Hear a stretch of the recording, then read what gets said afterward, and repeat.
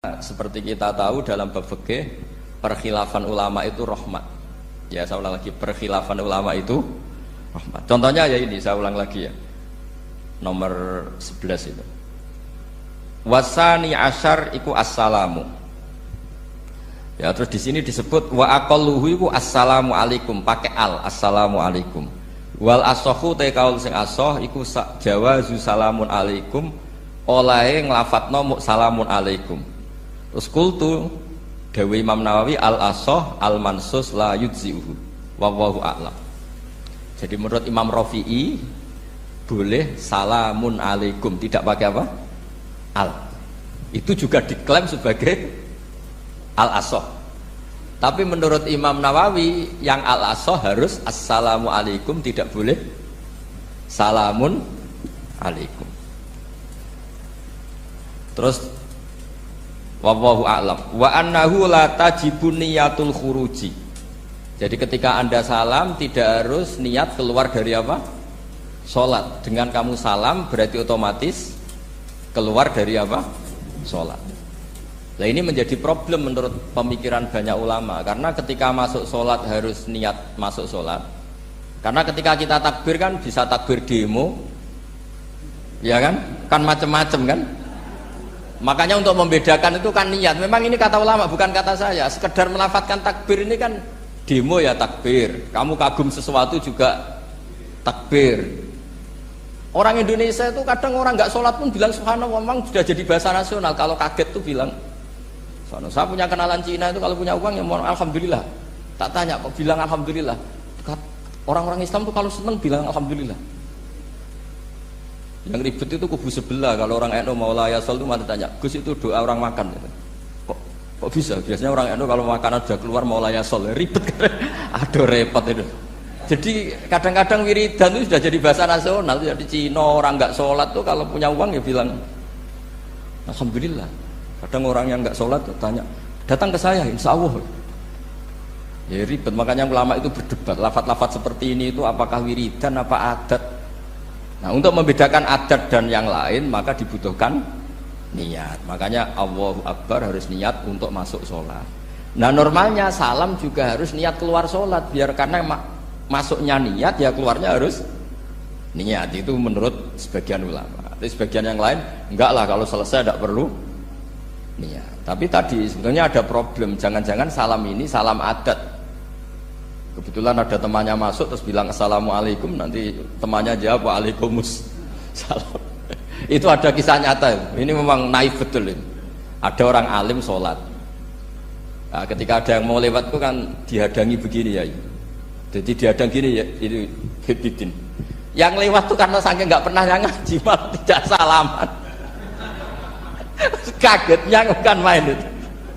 Ada orang sholat, ada orang mau lewat. Kan kesunatannya dihadang begini. Sisi ini santai saja malah ngajak salaman. Wes ribet, ngadepi orang tidak tahu itu ribet. Ya tambah bingung kan, diliwati saja bingung, apalagi sekarang diajak salaman. Kan memang nggak sambung, kulturnya itu nggak sambung. Nah, itu kalau bilang assalamualaikum terus pikir kamu waalaikumsalam. Ya ribet, memang ngadepi orang tidak tahu itu ya ribet. Makanya ya agama ini, ngelola agama ini memang. Nah, barokahnya ngaji fikih itu beginilah, saya sering cerita. Misalnya kita hafal fikih, takbir itu wajib, rukun. Tapi bentuk ngangkat tangan itu sunnah. Itu barokahnya Masya Allah. Andai kan kita menentukan kefiahnya, mungkin kita sok suci.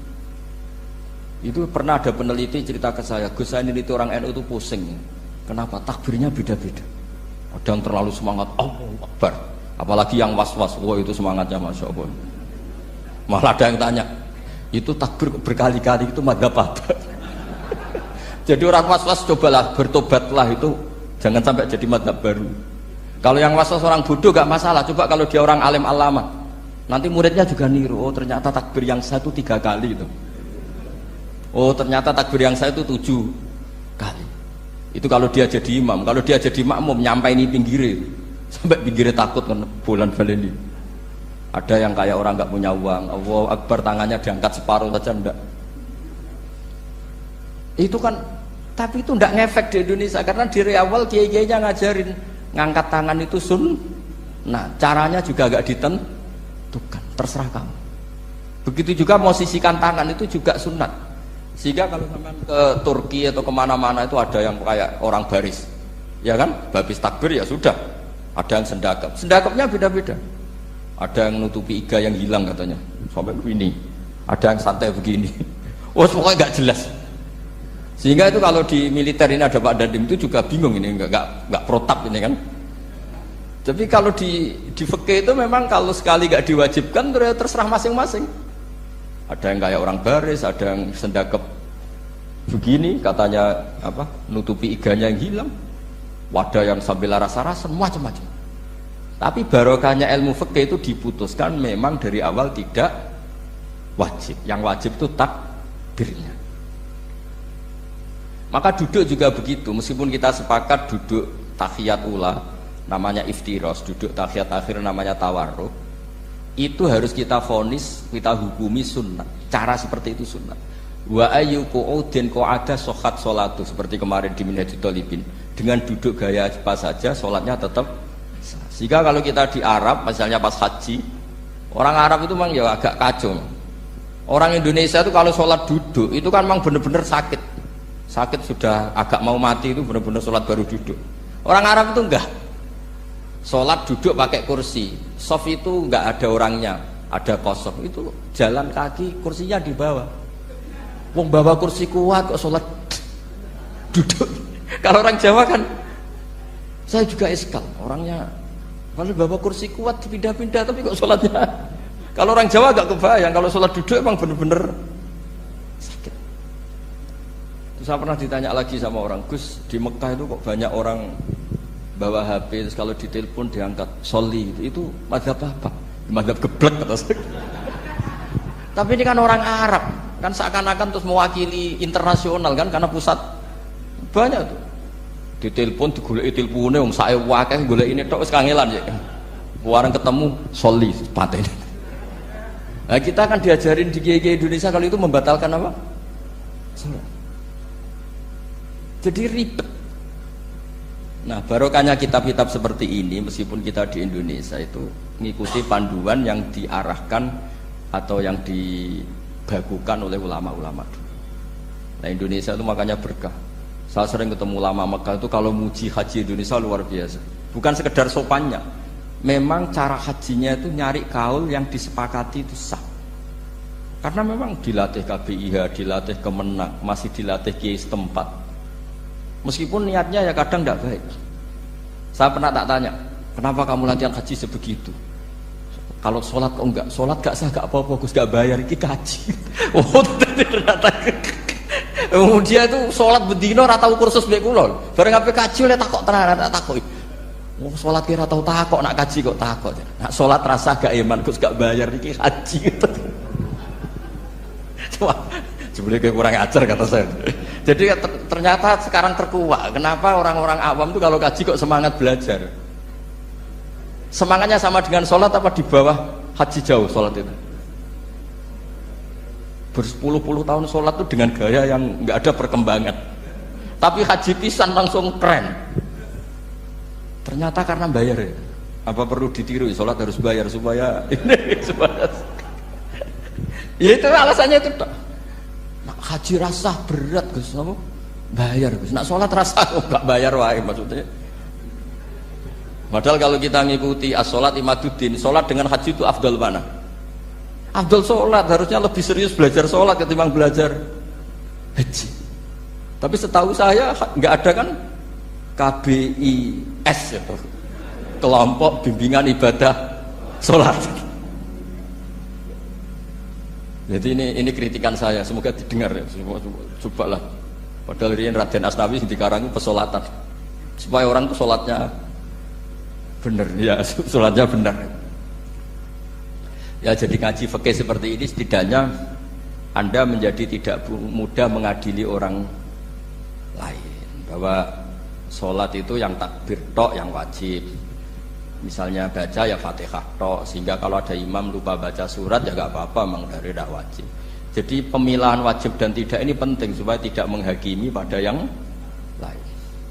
Jangan sampai perilaku kesolehan itu menjadi bentuk yang mengadili, nggak boleh. Itu Pak Kapolres. Kalau di ilmu fikih itu ada ulama penjaga ilmu itu ekstrim-ekstrim. Dulu ada sahabatnya Nabi namanya Jabir bin Abdillah. Ini ada di kitab Bukhari, di kitab sholat. Ya maksudnya al ilmu tentang sholat. Itu semua yang di masjid itu sudah pakai jubah, pakai gamis. Kalau orang Indonesia mungkin ya pakai hem, pakai baju batik, pakai. Itu dia datang malah gamisnya dicopot, gamisnya dicopot, imamannya dicopot, terus tinggal pakai satu sarung, terus dicancang di sini, akidan benatorofehi ala atik, dicancang begini, kayak cerita-cerita di perang pahlawan itu, hanya dengan pakai sarung satu dikalungkan. Terus ada orang-orang tabiin bilang gini, ungzuru ila ashabi Rasulillah, ini sahabatnya Nabi kok sholat dengan cara seperti itu, nggak islami banget ya, nggak keren banget lah. Terus kata Jabir bin Abdillah, saya sengaja melakukan ini supaya kamu tahu bahwa batas aurat yang dimaksud Nabi seperti ini. Shalla Rasulullah sallallahu alaihi wasallam fi izarin wahid akidan baina tarafaihi ala atiki. Saya pernah melihat Nabi sholat seperti saya ini. Tapi barokahnya itu akhirnya diketahui kalau batas auratul rajul hanya mabena surah war rukbah. Andai kan tidak ada perilaku Jabir seperti ini, orang akan ngira bahwa syaratnya sholat itu harus pakai jubah, syaratnya sholat harus pakai hem. Akhirnya orang-orang yang kebetulan tidak pakai jubah, tidak pakai hem bingung. Misalnya dia katoan seperapat, pakai kaos, neng tengah hutan, rasa sholat, aku ranggo jubah, ribet kan? Artinya apa? Ilmu ini harus dijaga konstitusinya, barokahnya perilaku Jabir ini, orang tahu batas aurat. Jadi yang lainnya itu mukamilah atau kesunatan. Nabi juga seperti itu. Semua sahabat itu tawaf itu musyatan, berjalan. Tapi Nabi sebagai tokoh dan pas itu sehat. Saya ulang lagi, pas itu sehat. Ini hampir semua ulama bilang pas itu Nabi sehat. Nabi malah naik unta. Itu kata Imam Nawawi dalam kitab Masbu, Nabi naik unta itu lebih afdol ketimbang yang jalan. Padahal trennya ibadah kan al-ajul bi qadrit ta'at. Karena apa kata Imam Nawawi? Itu menjadi konstitusi ilmu bahwa syarat sahnya tawaf tidak harus jalan. Andai kan Nabi saat itu kok ikut jalan, maka dikira di antara syarat sahnya tawaf harus jalan. Maka kita kebingungan ketika pakai kursi roda karena tidak punya rujukan hukum. Tapi barokahnya Nabi pakai berkendara, orang menjadi tahu oh Nabi itu berjalan itu tidak menjadi syarat sah. Berkendara juga boleh.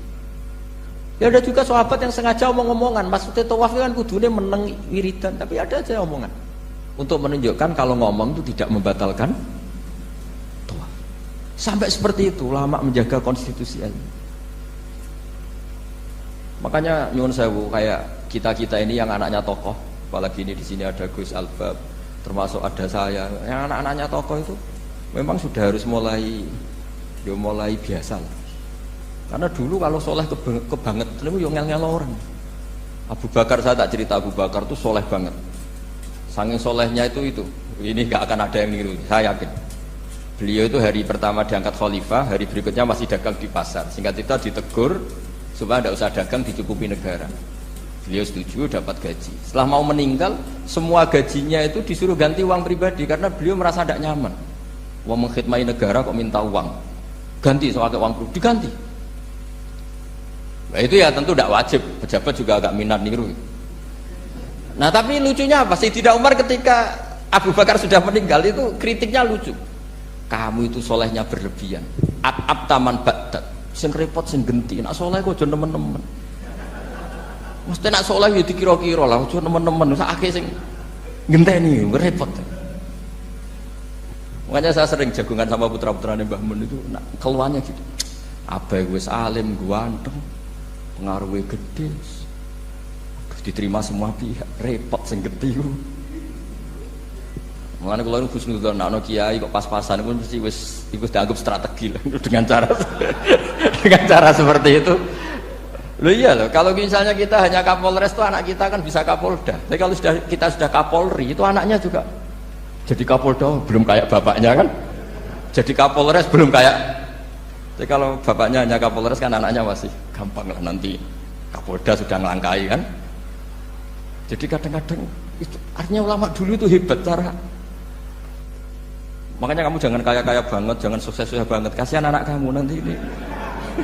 Kasihan itu. Makanya saya sebenarnya jadi kiai itu yang ingin bener-bener banget, tapi sakit santriku lah kira-kira. Ini bukan justifikasi, tapi ini cerita saja cerita. Jadi di antara makalahnya Sayyidina Umar yang terkenal itu komentar Abu Bakar tuh at-abta man ba'dak. At-abta ngel-ngel no sira man ing wong ba'daka sausti sira. Kowe iku terlalu bener sing repot aku iki penggantimu. Enggak aku maksa soleh tetep ora koyo Abu Bakar. Maksa soleh nek koyo kowe nek soleh kira-kira lah aja nemen-nemen gitu. Dadi penggantinya. Ini cerita ya, jadi saya mohon. Nah, barokahnya itu juga kesolehan yang massal itu diakui oleh ulama. Termasuk begini misalnya nyuwun sewu, Nabi itu menyebut kesolehan itu ya termasuk wa fi buti ahadikum sodako, kowe ngeloni bojomu ya sodako. Ayati ahaduna syahwatahu wa walahu ajrun. Masa urusan gitu dapat pahala ya Rasulullah? Jawabnya Nabi enteng. Ali salawadu'aha fi haramin akana alaihi wisrun. Kalau dia begitu selain istrinya kan dosa ya, berarti kalau sama istrinya ibadah, tidur ya ibadah, kumpul istri ibadah, bercengkrama sama keluarga ibadah. Akhirnya ulama bikin satu hukum yang luar biasa. Di antara hukum yang di kitab usul fikih itu begini, mubah itu udah ada. Itsmamin mubahin illa wa yatahaqqaqu bihi tarku haramimma fa'il zamu minas sukun tarkul qatli wa minas sukut tarkul qadzaf wal ghibah. Sehingga kita ulama misalnya melihat orang kampung sekatokan seperapat ning omah ngomel mbek bojone, mbok ngomel mbek anake, ini luar biasa karena ndak di diskotik, ndak di tempat-tempat yang seperti itu. Ana wong ning omah nglamun rokokan wis delok tikus liwat misalnya. Lumayan ra delok gambar porno. Itu ada ulama yang berpikir itu karena tidak ada sesuatu yang mubah kamu lakukan kecuali saat itu Anda meninggalkan keharaman. Makanya kata ulama mubah itu tidak ada karena saat melakukan mubah artinya Anda tarkul haram. Wa tarkul haram wajib, berarti fal mubah wajib. Sehingga ulama misalnya sampean turu mulai barisan nanti subuh, hadza taraka zina wa taraka sariqah wa taraka kadza wa kadza. Semoga malaikat pakai usul fikih itu. Kalau malaikat pakai usul fikih itu, kamu tidur habis isya sampai subuh, hadza tarakal ma'asi kasirah. Lah yang ribet kalau malaikatnya bagian khusuk, hadza tarakat tahajud wa tarakal witra wa tarakal itu ribet itu. Nah, kita semoga malaikatnya yang percaya pendapat tadi. Jadi ada dua pandangan, ada ulama mengatakan mubah itu tidak ada karena tidak ada orang yang sedang melakukan mubah kecuali saat itu pasti meninggalkan keharaman.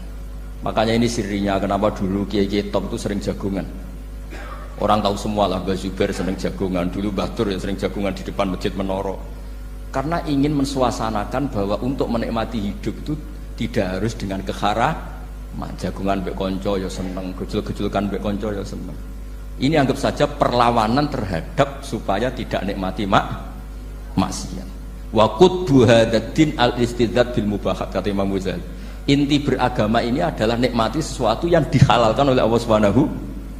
Coba ketika orang lain bisa nikmat kalau harus ke tempat-tempat maksiat, kamu cukup nikmat ketemu konco gojol-gojolkan zaman mondok podo melarate, terus diterusno saiki yo jek melarat atau cocokan melarat itu kan keren loh. Keren. Sisi tok diusir mertuane, sisi tok diusir IP ini terus cocokan. Ndak kowe piye Kang, gak apa-apa sabar kabeh kodok koder wae Kang. Oh itu ibadah yang luar biasa. Mergo ridho sama kodok koder, dia tidak perlu cari nyuwun sewu hiburan yang maksiat. Nah, saya berharap ulama-ulama Indonesia itu mengikuti jejak ulama dulu. Ulama dulu itu kalau ibadah itu ya seperti itu. Jadi jangan hanya melihat ini semalaman kok tidur, tidak witir, tidak tahajud. Oke, dia memang nggak afdol, nggak sempurna lah, macam kiai pas-pasan naik kan.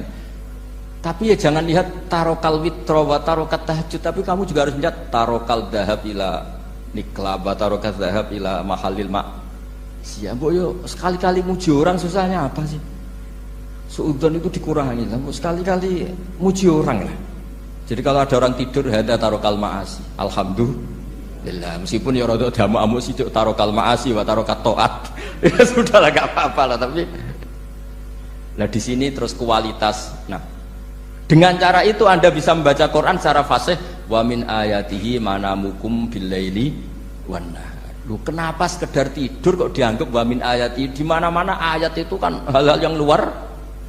Ini tentang tidur saja kok dianggap ayat. Itu bisa dimaknai keren kalau Anda pakai kaidah usul fikih, yaitu dengan tidur berarti Anda meninggalkan sekian maksiat. Sehingga disebut wa min ayatihi manamukum billaili wan nahar. Nah, saya berharap konstitusi seperti ini jalan terus. Ya, saya baca ya sampai salam selesai. Wa akmaluhu assalamualaikum warahmatullahi marroten yaminan wasimalan multafitan fil ula hatta yura khadduhul aiman. Tapi itu hanya akmal ya. Jadi ukuran paling sempurna kalau salam itu melengak ke kanan sampai dengan pengandaian ini bisa dilihat dari belakang. Tapi tetap saja itu ukuran apa? Akmal, tidak menjadi syarat sah. Jadi ya sampai melengak gini sampai kira-kira terlihat dari apa? Belakang. Tapi ukuran itu tetap akmal hatta yura khadduhul aiman. Wa fisaniyah saat terusnya alisar terus nawian assalam alaman an yamini wa yasari minal malaikati. Dia meniatkan salam itu kepada orang-orang di sisi kanannya mulai malaikat dan manusia dan jin. Wayan wil imamu assalama alal muqtadin wahum arrodda aleh wahum yanwauna napa arrodda aleh. Jadi wahum yanwuna arrodda aleh. Jadi imam niat salam untuk makmum, makmum niat membalas salamnya apa? Imam. Tapi itu saya ulang lagi hanya akmal. Terus asal isya asar tartibul arkan kama dzakarna.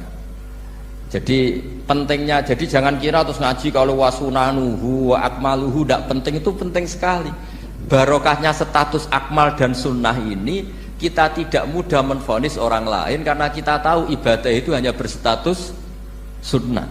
Coba kalau nggak ada ketentuan itu, kita akan mudah menyalahkan orang. Salam kok orang melengak belas itu sholatnya sah atau orang? Padahal dari awal melengak itu statusnya hanya sunnah. Kemudian untuk penutup supaya ini clear ya, saya pernah baca di Syarah Bukhari yaitu Fathul Bari, Nabi itu kalau setelah salam itu mukbilan biwajihi alal hadirin. Jadi Nabi langsung menghadap ke timur, andikan Indonesia menghadap langsung ke timur. Tapi uniknya para syurahul Bukhari itu menganggap itu tidak satu sunnah yang tidak jadi satu sunnah yang permanen. Tapi kata para syurahul hadis, siapapun boleh melakukan gerakan yang bisa memaklumatkan kalau sholat itu selesai. Saya ulang lagi ya, jadi Nabi menghadap ke timur kalau di konteks Indonesia itu sebagai bentuk maklumat, ini loh sholat saya sudah. Karena takutnya apa?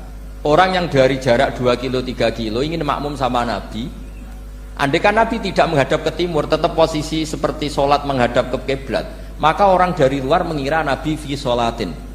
Ya, Nabi masih dalam. Bahayanya apa? Kalau orang ini langsung takbir usolli fardhu zuhri misalnya makmuman, ternyata Nabi sudah sholat, berarti sholatnya nggak sah. Kenapa? Irtibatus sholat atau robtus sholat biman huwa laisa fi sholatin. Dia menggantungkan sholat dengan orang yang sudah tidak, dan itu bahaya sekali. Masa kamu sholat makmum sama orang yang sudah tidak? Nah, semenjak itu terus ada aturannya ulama, siapapun yang jadi imam harus memaklumatkan diri dengan cara apa saja supaya menunjukkan kalau sholat itu selesai. Makanya adat kiai-kiai kita tetap menghadap kiblat tapi namanya astagfirullahaladzim. Itu sebetulnya memaklumatkan. Lo nak niat banter nyentak pangeran masuk istighfar biantre gak sopan belas astagfirullahaladzim. Itu sebetulnya itu memang maklumatkan iki lho jong sholatku wis bar. Nah, aku apa makmum masbuk sing ijek sholat atau cuma makmum aku itu. Terus ada yang separuh-separuh ya, tidak madhep wetan, madhep ngulon, madhep ngalor. Itu ya sedengan gitu, maksudnya sedengan. Karena memang kata Syurahul Bukhari butuhnya itu apa? Imam punya gerakan yang menunjukkan kalau sholatnya itu selesai supaya nggak dikira fi sholatin kemudian ada yang ya clear ini ya. Jadi tidak perlu diperdebatkan kenapa sih ada yang menghadap timur, ada yang menghadap ke utara, ada yang tetap menghadap ke kib. Itu nggak perlu diperdebatkan, itu semuanya ada ilmunya, yaitu filosofinya apa? Ada gerakan yang menunjukkan kalau dia sholatnya selesai supaya tidak ada yang ikut. Sekali ada yang ikut berarti nanti apa? Rabtus sholati biman laisa fi sholatin, yaitu menggantungkan sholat dia dengan orang yang hakikatnya sudah ada. Jadi di antara mukjizat Quran itu kamalul bayinah. Kalau memberi penjelasan itu sempurna. Sehingga ulama mengatakan imanul muqallid, imannya orang-orang yang asal ikut kiai, asal ikut guru, asal ikut buku, itu mukhtalaf alaih. Bahkan saya sendiri cenderung mengatakan iman itu tidak diterima. Karena manusia dibekali akal, inginnya Allah itu dengan akal itu dia punya kepermanenan iman, apa? Punya kepermanenan apa? Iman, dan dengan itu dia imannya mujma' alaih, mesti diterima oleh Allah Subhanahu wa ta'ala, karena bin nadzari sahih, dengan logika yang benar. Dan logika yang benar itu gampang sekali.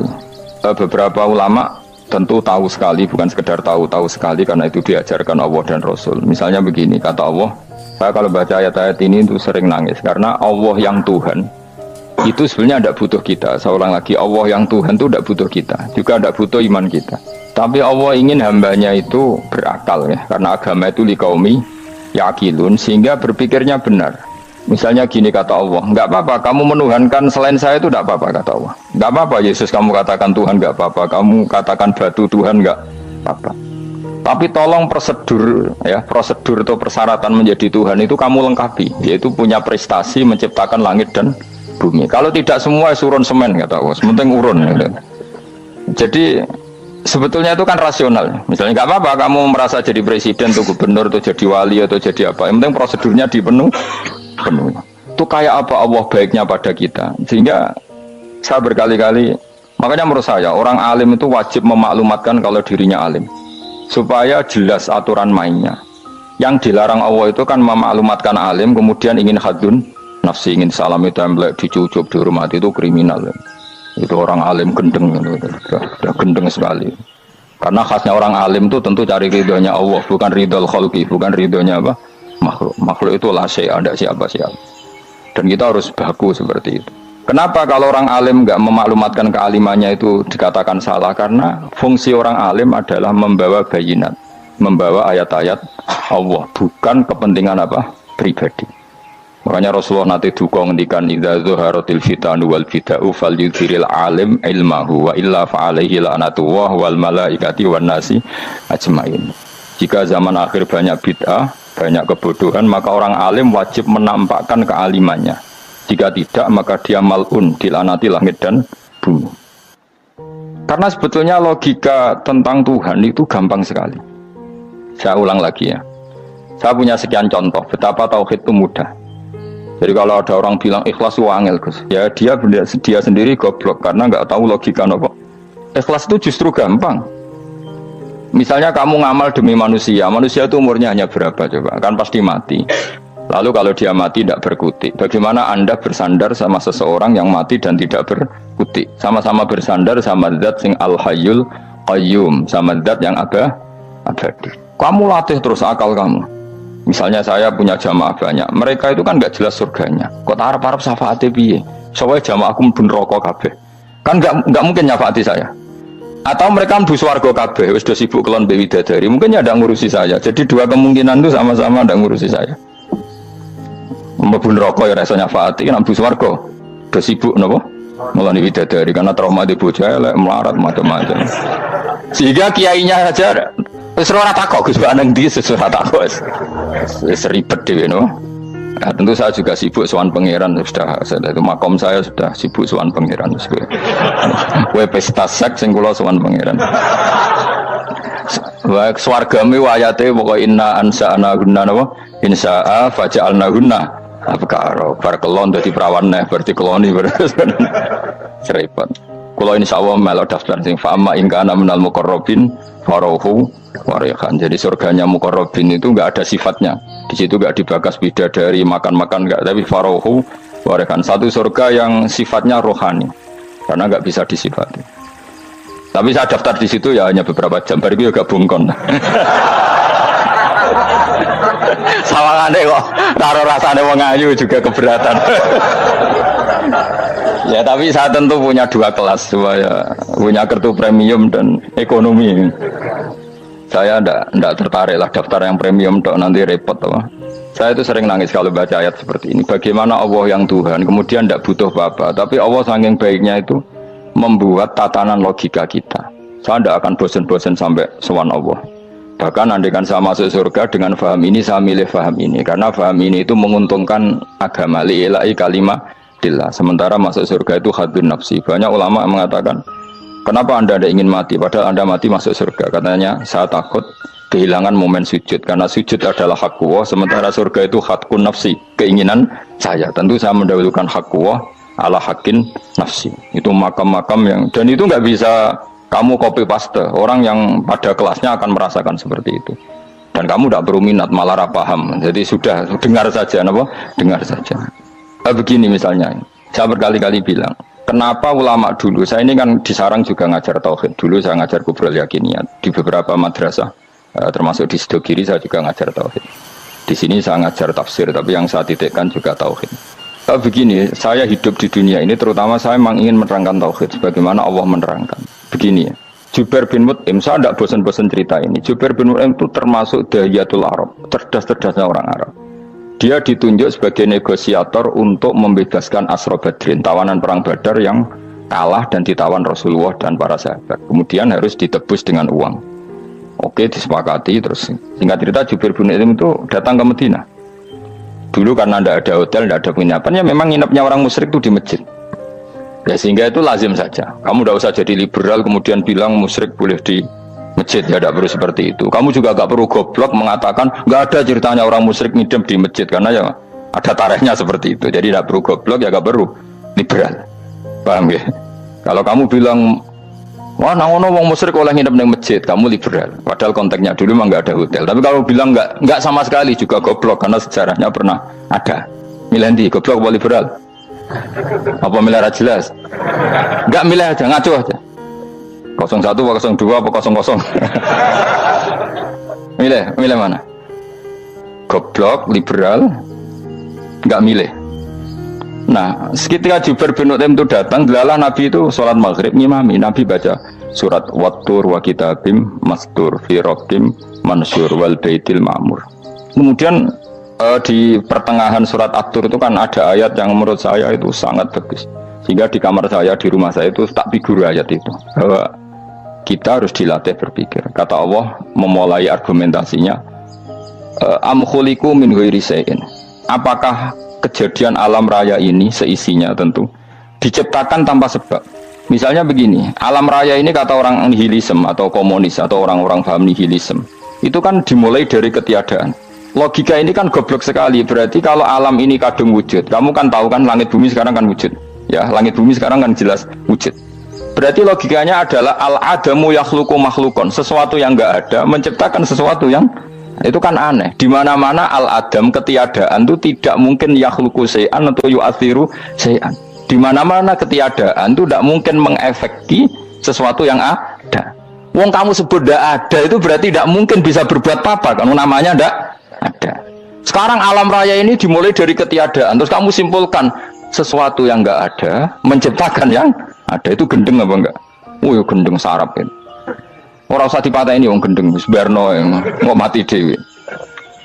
Jadi makanya Quran menanyakan mereka, am khuliqu min ghairi syai'in. Apa alam yang kadung wujud ini kemudian disebabkan oleh sesuatu yang tidak ada? Lalu kalau sesuatu yang ada pasti diwujudkan oleh yang ada.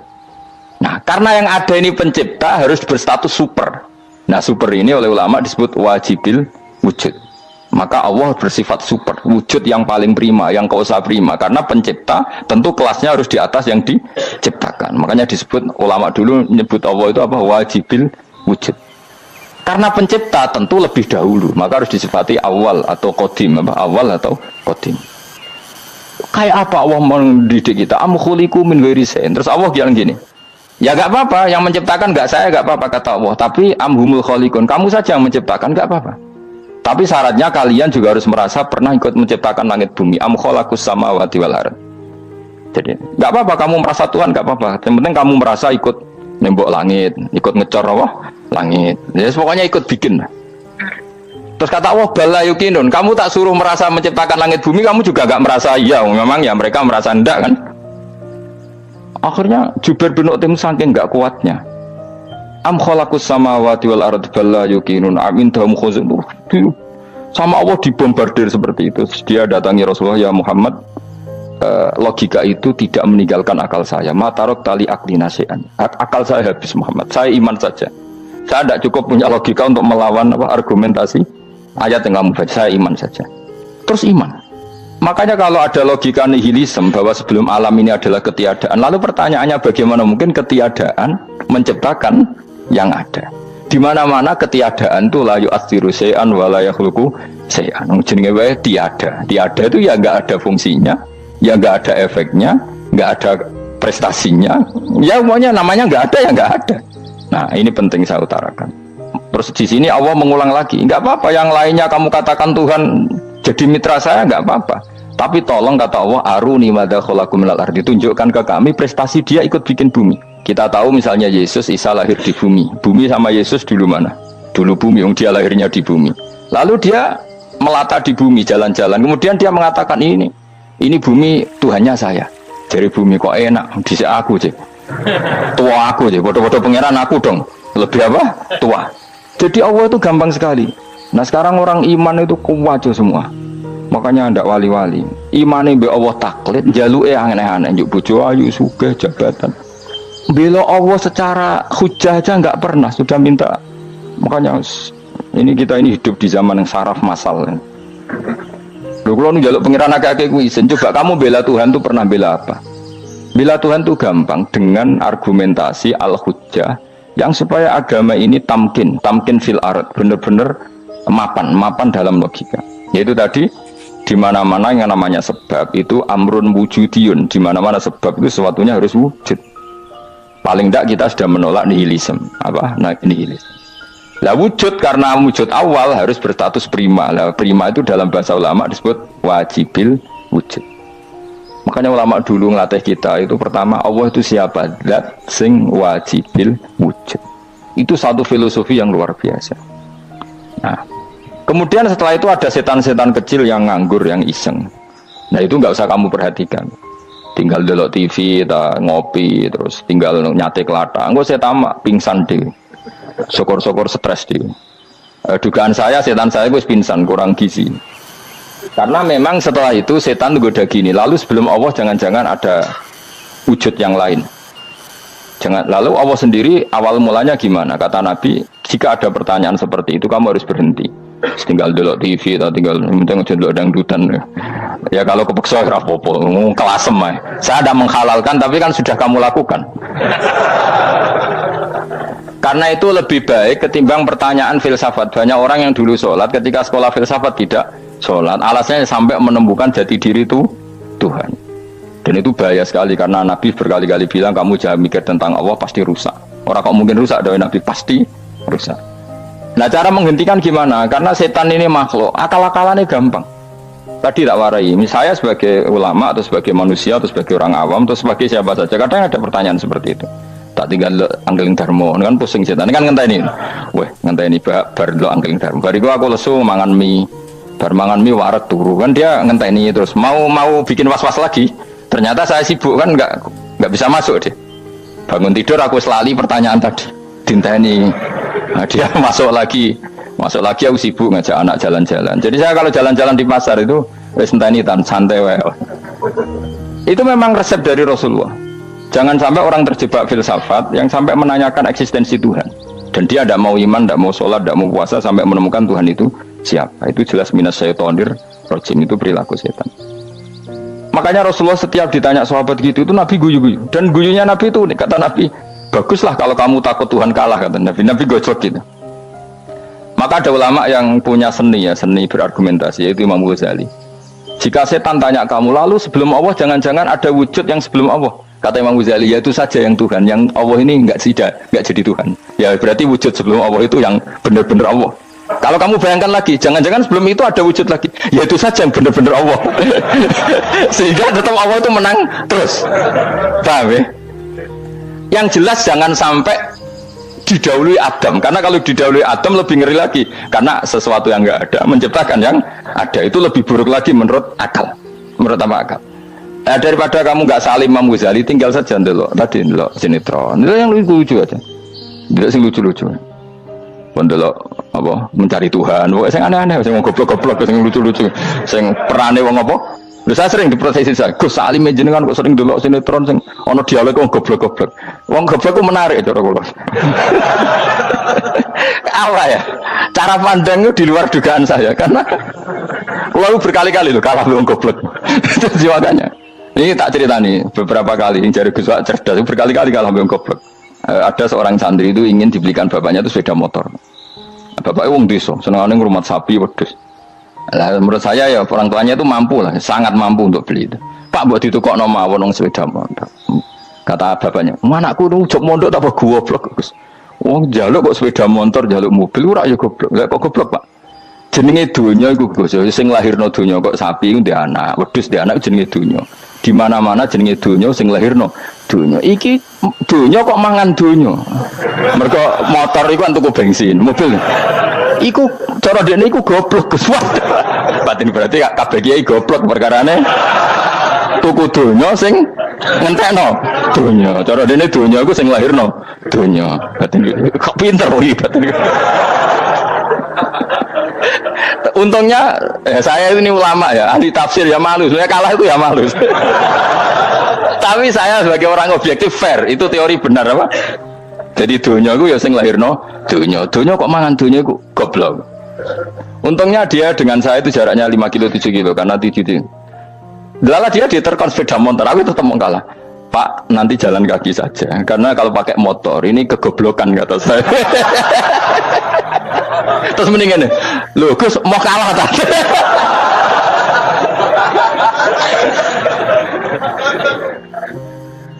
Wah kata. Singkat cerita dia bersikeras, nggak mau beliin sepeda motor anaknya karena di mana-mana dunia gue sing lahir no dunia, nggak boleh dunia kok mangan. Ini satu kegoblokan yang agak ilmiah tadi. Nah Imam Asy'ari juga ngalami hal yang sama. Imam Asy'ari itu punya, kita kalau ahli sunnah kan 2 partai ya. Ya dalam ahli sunnah itu hanya ada 2 partai juga. Kalau nggak Asy'ari ya Maturidi. Ya, dan sama-sama alim. Ya kalau terpaut ya paling 5%, 7% ya, kealimannya Asy'ari dan Maturidi. Imam Asy'ari itu bikin logika yang jelimet seperti saya sekarang ini. Logikanya jelimet tapi permanen. Jadi yang saya ajarkan tadi itu logika yang jelimet tapi apa? Permanen. Karena tadi alam raya ini kadung wujud. Kalau kadung wujud pasti pewujudnya yang menciptakan wujud pasti adalah kewujudan. Karena al-adam la yu'athiru syai'an. Di mana-mana kenihilan tidak yu'athiru syai'an. Ya sepakat ya, gampang kan? Tentu wujud ini prima disebut wajibil wujud. Lalu Imam Asy'ari itu bersikeras kalau imanul muqallid itu tidak diterima. Sebanyak keberatan ulama, tapi Nabi nyatanya yaktafi bi imanil a'rab al-khalina anin nadur. Nabi nyatanya mencukupkan imannya orang-orang Bedui yang mereka itu kayaknya tidak bisa mikir. Ya, Nabi yaktafi bi imanil a'rab itu wong desa al-khalina anin nadur yang mereka itu tidak bisa apa? Berpikir. Ingat cerita Imam Asy'ari survei. Coba ayo kita tanya orang-orang kampung. Ternyata kegoblokan orang kampung itu ya ilmiah, masyhur itu. Imam Asy'ari saja harus belajar dari wong awam, wong goblok-goblok. Kita kok ingin ya Badawi bima arafta rabbak. Kowe kok iman be Allah itu bima arafta rabbak. Lalu kamu tahu Tuhan kamu atas nama apa? Dengan logika apa? Jawabnya enak. Al-ba'ratu tadullu 'alal ba'ir wa atharul aqdam yadullu 'alal masir. Angger ana tletong ya ana ontane. Angger ana bekas delamaane wong ya ana sing bar liwat. Jadi misalnya ada bekas teracak anjing, berarti anjing habis liwat. Ada bekas apa ular ya berarti ular harus liwat. Ada bekas teracak manusia ya berarti manusia habis liwat. La wa hadzal alam atharun min athari qudratillah. Alam iki bekas, mesti ana sing gawe. Jadi Mas Ari pinter juga, mesti logikanya gak jelimet tapi angger ana tletong, ana sapine. Ana teracake wong berarti ana sing bar liwat. Dene ngomong gampang wa atharul aqdam ya dulu alal masir. Nah, terus Imam Asy'ari habis itu ngendikan, ya sudahlah dengan logika apa saja. Meskipun karena zori hadal Arabi sebagaimana cara berpikir Bedui ini, sementing ada natur. Apa ada natur. Ya natur apa saja. Misalnya orang ahli matematika mungkin bilang angka dimulai dari 1. 0 itu akal-akalane Khawarizm. Mergo ini kebingungan nulis 10. Tapi tetap angka itu dimulai dari 1. Kalau misalnya 1 untuk mecah kesulitan ya harus dimulai 0,1. Tidak bisa 0 tok. Jadi 0 dulu itu untuk mematahkan kalau jumlah itu tidak sampai 1. Tapi faktanya jumlah itu kan pasti satu karena dimulai dari wajibil wujud. Khawarizm itu ya pintar matematika, saya juga punya ilmu hisabnya Khawarizm. Itu kan dia karena kebingungan angka pecah. Misalnya 1 tidak sampai 2, mau tidak mau harus dilihat 1,5 misalnya. Paham ya? Lalu kalau sebelum 1 tetap dia harus 0,5. Lalu hakikat 0,5 itu kan bagian dari wujud apa bagian dari Adam? Tetap bagian dari wujud. Jadi 0,5 itu kan khayal kuliah, Pak Wari ya. Mungkin saya ada ahli matematika ala wong kampus, tapi saya tahu Kang, ala Islam itu lebih gampang. Misalnya gini, sesuatu itu kadang kamu putuskan itu satuannya 1. Tentu ketika separuh kamu katakan baru separuh. Tapi sebetulnya ketika satuan itu kamu katakan 10, yang separuh itu sudah 5. Itu kan terserah sing bagi, no?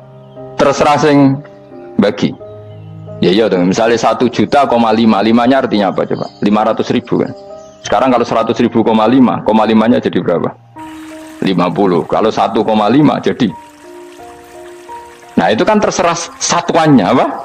Tapi tetap dari 0,5 itu tetap menunjuk sesuatu yang wujud, yaitu 5-nya sebetulnya apa? 5 yang separuh tadi. Paham sih kalau maksud? Tetap nggak bisa sesuatu dimulai dari apa? 0. Nah, makanya kata Abdul Hamid Khan kalau dalam mendidik tauhid itu gampang saja tadi. Alam raya ini kadung maujud, kalau kadung maujud pasti disebabkan oleh sesuatu yang wujud. Karena wujud pencipta harus berstatus prima. Lah prima ini atau premium ini kita sifati wajibil wujud. Atau kamu katakan apalah kausa prima atau musabibul asbab. Nah kelirunya kita dalam berislam itu, kritiknya para ulama, kita ini nyebut Allah dulu baru menceritakan status Allah. Kalau zaman Nabi itu dibalik. Status wajibil wujud itu kita terangkan dulu, baru yang oleh Islam itu namanya Allah. Paham ya? Kan beda, misalnya gini logikanya gini, kamu ketemu orang ateis, saya ulang lagi, kamu ketemu orang ateis, terus kamu ditanya, lalu alam ini yang menciptakan siapa? Allah Jalla Jalaluh. Mesti kan tanya, man huwa Allah itu siapa? Kalau dulu Islam mengajarkan kayak gitu, surat pertama turun apa coba? Iqra. Iqra itu gak nyebut kata Allah. Iqra bismi rabbika. Rabbika itu siapa? Alladzi khalaq. Sebutlah nama Tuhan. Yang berhak menyandang Tuhan adalah zat yang pencipta. Itu tidak ada kata Allah. Di surat Mudatsir, surat kedua, ya ayyuhal mudatsir kum fa'anzir wa rabbaka fakabbir. Bukan Allah fakabbir, wa rabbaka fakabbir. Sehingga cara berpikir gini dibalik. Sebutlah Tuhan kamu. Tuhan itu siapa? Yang berstatus Tuhan adalah zat yang berstatus pencipta. Nah, lalu pencipta ini oleh Islam dinamai Allah. Kalau orang ateis kamu langsung bilang Allah, man huwa Allah, berarti pertanyaannya Allah itu siapa? Lalu kamu jelaskan Allah adalah pencipta, Allah adalah wajibil wujud. Tentu lebih gampang kamu terangkan. Makanya Al-Qur'an menerangkan amukhuliku min ghairi syai'in. Maknanya saya di sini maknanya ya Allah, apa? Allah. Apakah mereka diciptakan tanpa pencipta? Tentu setelah Islam tahu itu namanya siapa? Allah.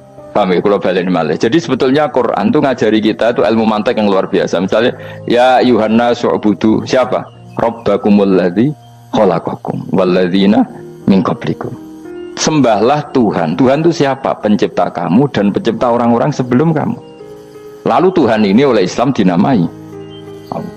Tapi kalau langsung kamu bilang ke orang ateis atau orang Uni Soviet, Allah itu Tuhan. Allah itu siapa? Sebab itu di beberapa ayat dijelaskan dulu status Allah, sifatnya Allah, keakhasan Tuhan. Yang dikatakan Tuhan adalah zat pencipta. Kalau tidak pencipta berarti tidak Tuhan. Sekarang Yesus pencipta bumi apa enggak? Enggak, karena dia lahir sudah di bumi. Begitu juga Fir'aun. Fir'aun itu kalah telak sama Nabi Musa ya gara-gara logika ini. Ketika Nabi Musa ditanya Fir'aun, wa ma rabbul alamin, lalu Tuhan itu siapa? Kata Musa, Rabbus samawati wal ardi, yang menuhani langit dan bumi. Jadi Fir'aun, enggak, ma'alim tulakum min ilahin wa irisa, jalan-jalan kemana-mana yang dikatakan Tuhan oleh masyarakat saya kok. Nah, kurang ajar Fir'aun. Terus kata Musa, ya Tuhanku yang di langit. Terus manggil Haman Mesir, ya Haman ibnili sorkhalla ali abluhul asbab samawati fa'attoli ila ilahi Musa. Haman, bikinan saya piramida yang tinggi, aku akan lihat Tuhannya Musa. Ada enggak di sana? Padahal misalnya munggah tenan di pangeran ra iso didelok kan repot Nabi Musa. Wah parah ya, nggak piramida nginceng pangeran tepraketo kan. Akhirnya Musa pakai logika. Ya sudah gini saja, Rabbukum wa rabbu abaikumul awwalin, yang menuhani nenek moyang kamu yang dulu-dulu. Itu langsung fabuhita Fir'aun. Fir'aun tuh kaget sekaget-kagetnya. Dan para penggawa Fir'aun sadar. Wah kalau Fir'aun yang Tuhan, babanya tanpa Tuhan. Kan Tuhannya balita kan gitu kira-kira. Tuhannya balita, Tuhannya barulah. Itu kan jadi logika yang mematikan. Kalau Fir'aun Tuhan, berarti babanya dulu yang wujud itu tanpa Tuhan, karena Tuhannya baru lahir. Ini ada Tuhan kok datang terlambat ini kan. Akhirnya para punggawanya Fir'aun iman, macam gendeng ya, Fir'aun itu gendeng. Itu pentingnya logika Rabbukum wa Rabbu abaikumul awwalin. Nah sekarang orang tuh nggak belajar logika. Iman bi Allah orang mantep ning ati, cek iso digunjang setan, jalukane wis aneh-aneh. Jaluk swarga, jaluk gak mutu cara ngono. Gak mutu. Makanya banyak wali kalau ditanya, kamu masuk surga sama sholat milih mana? Milih sholat. Kenapa milih sholat? Di surga itu demi hadun nafsi saya, poya saya. Tapi kalau saya sholat itu untuk hakku. Saya sebagai hamba, identitas kesejatian saya adalah menghamba. Soal nanti Allah bikin bonus surga silahkan. Maka sebenarnya masuk surga itu ada urutannya. Sebagai orang alim saya urutannya adalah berkampanye sesering-seringnya, membuat logika supaya orang mudah ke Allah dan Rasul. Makanya di Quran tuh gak ada orang disuruh masuk surga dulu itu ya Tuhan nafsul mutmainnah irji'i ila rabbiki. Kamu kembali ke Tuhan kamu dulu. Bahwa kamu makhluk yang butuh Tuhan. Fadkhuli fi ibadi. Kamu masuklah berstatus hamba dulu. Kesestatusan Anda sebagai hamba ini matangkan dulu. Bahwa saya ini hamba. Dibuktikan dengan suka sujud, suka ngamal, suka sedekah, suka tawadhu. Saya sebagai orang alim sebenarnya gak suka mulang. Karena takut. Nak kue pinter kok nyaingi aku, nak goblok sawangannya metodeku gagal kan dua-duanya ini merugikan saya sebetulnya. Saya ulang lagi ya, nak pinter kok nyaingi aku, kan ya mungkin juga senajan rodo mokal mungkin, sanggep aja rodo mungkin. Pemenang nak sing ndik kan yo, biasanya hasut ndik. Wah itu sebenarnya rugi semua, tapi Allah yang memerintahkan hak wong alim kudu mulang. Perhitungan itu tak buang semua. Sing ape nyaingi monggo, sing tetep goblok nggih. Monggo, pokoknya Allah ngutus mulang ya napa? Mulang. Meskipun tadi potensinya itu dua-duanya buruk, sing alimnya ini. Kemudian nak mubalek terus didol ilmu kurang untuk royalti tambah parah lagi. Nah aku nggak pakai logika ikhlas, pakai logika selesai semua. Disuruh Allah ya sudah. Saya ulang lagi ya, makanya saya minta ya. Surat Tur itu dibaca, makanya baca Quran itu jangan terlalu egois, jaluk swarga.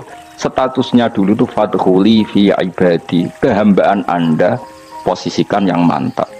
Lagi wadkhuli jannati. Sekarang enggak dibalik, orang ini masuk surga dulu. Kayak surga istikabling. Terawih arang-arang gue jaluk Lailatul Qadar. Lailatul Qadar wis kliwat. Wingi wis Dzulhijjah wingi ngene Pak. Sebagian ulama berpendapat Lailatul Qadar itu fi kulli sanatin. Apa fi kulli? Karena Lailatul Qadar berdasar nuzul Quran, dan nuzul Quran itu bisa saja hari Arafah, bisa hari apa. Ada ulama yang mengatakan Ramadan, tapi bisa tanggal 1. Nah, kamu kan pemalas, ikut yang partai 21, 23 karena kan wis akhir-akhir kan wis enteng. Sebenarnya Anda milih 21 berdasar ilmu apa berdasar enak terbatas waktunya kan lebih sempit apa? Lebih apa? Sempit.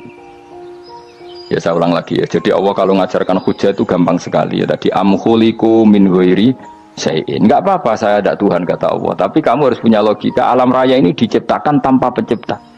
Mau enggak kamu punya logika seperti itu, bahwa alam ini yang wujud diciptakan oleh sesuatu yang tidak wujud? Mau enggak kamu punya logika itu? Enggak mau kan? Namanya wujud tentu diciptakan super wujud, dan super wujud itu wajibil wujud, dan itu Tuhan kita yang oleh Islam dinamai Allah. Bang, makanya nyebut Allah itu di surat-surat awal Quran tidak ada. Coba awal surat Quran itu surat apa coba? Iqra kan? Iqra itu ada enggak kata Allah?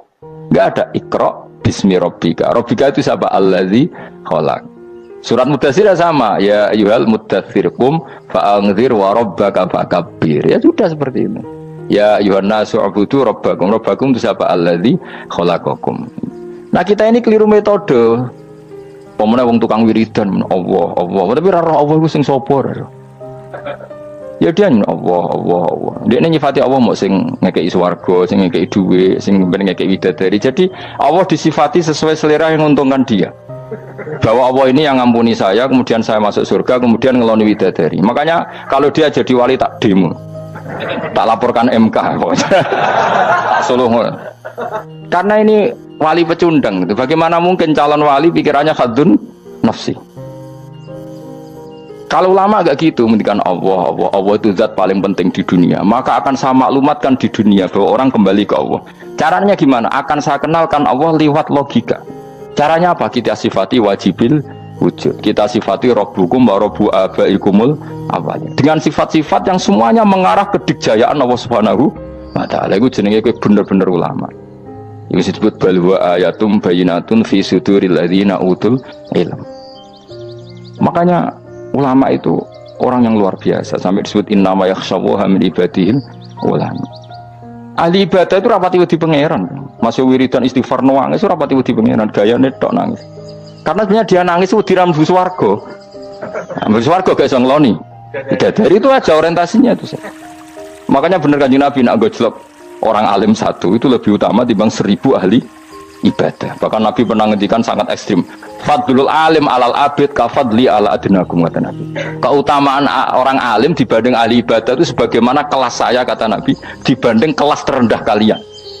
Padahal Nabi dengan Abu Bakar saja jaraknya sangat jauh. Itu kata Nabi fadlul alim alal abid kafadli ala adnakum. Keutamaan orang alim dibanding orang abid sebagaimana keutamaan saya dibanding sahabat paling rendah.